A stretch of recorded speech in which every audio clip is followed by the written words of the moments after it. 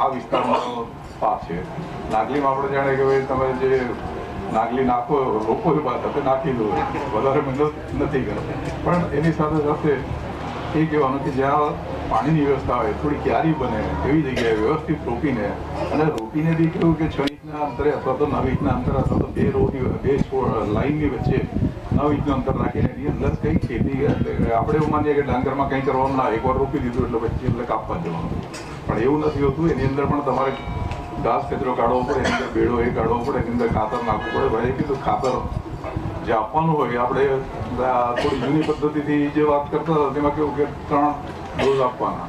પણ જો તમે ડ્રીપ ઇરિગેશનથી કરો, કારણ કે ભેજની જ જરૂર છે. ડાંગરની અંદર આજ સુધી કોઈ ડ્રીપ વાપરી નથી.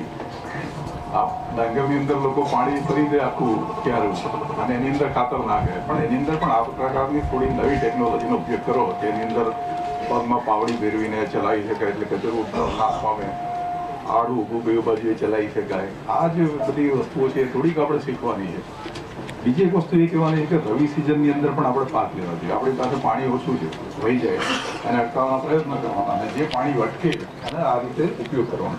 તો રવિ સિઝનની અંદર શાકભાજી ઉપર થોડું ધ્યાન આપવું જોઈએ. શાકભાજી એક એવી ખેતી છે કે જેની અંદર 3 મહિનામાં તમારા પૈસા ફરી જાય, અને શાકભાજીની અંદર કાળજી એ રાખવી પડે આપણે ઉત્પાદન જે થાય એ સારું થાય.